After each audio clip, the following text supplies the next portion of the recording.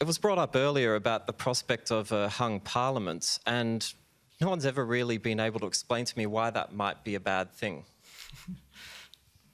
Well, I don't think Dr. Ryan's going to argue, are you? Well, I'll put it to you, though. I mean, respond to Adrian's question as well, but this seat hasn't been held by Labor since Federation. Menzies held it, Peacock. That's been a Liberal seat. It has. So would you, under what circumstances would you back Labor? And then to Adrian's question, why is a hung parliament a bad thing? Well, look, I would argue that we've had a minority government for a long time and that the current Liberal government is a minority government to the Nationals and is being held to ransom by the National Party, and its policies are being driven to the right by the National Party. And that Mr Frydenberg, because he is a hostage both to Barnaby Joyce but also to his own political ambitions, has not felt himself to be in a position where he could act against the National Party. And I think that that has been to this country's detriment.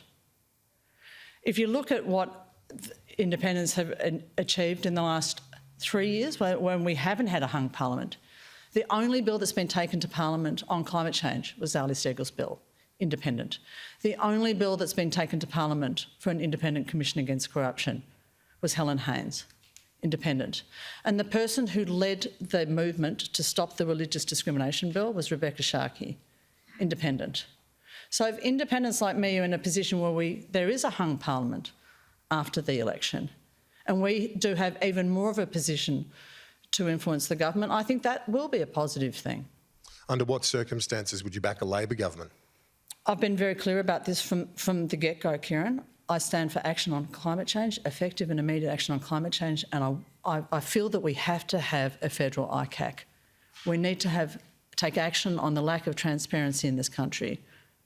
Those are the two things that I would negotiate on with both of the major parties. Treasurer, in answer to Adrian's question, if you could, why is a hung parliament a bad thing? And to pick up on something that Dr Ryan said, your billboards at the moment say, keep Josh.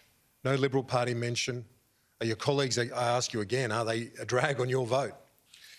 Well, Monique can't have it both ways. She can't say that we're all a bunch of right-wingers and then ignore the fact that we've agreed to a net zero emissions by 2050.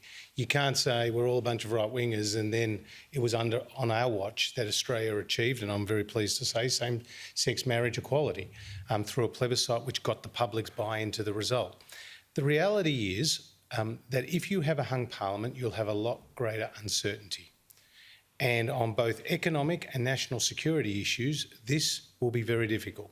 So, for example, with JobKeeper, we were able to move really swiftly because we knew we had the confidence of the lower house and we could make a decision such as that. If we had to negotiate with the crossbenchers to reach a decision on a type of program and the levels of the support and how it would be delivered, it would not nearly have had that effect.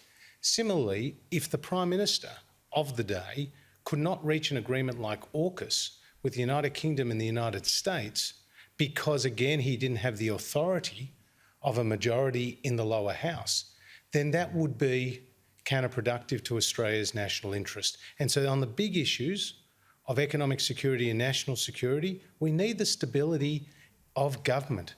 We all used to look at Italy, where they used to turn over prime ministers by the week and think, thank God that's not us. Then we had our own period of instability. What we don't want here in Australia is the challenges of a hung parliament and all the chaos and the confusion that comes with that. And so the Keep Josh billboards?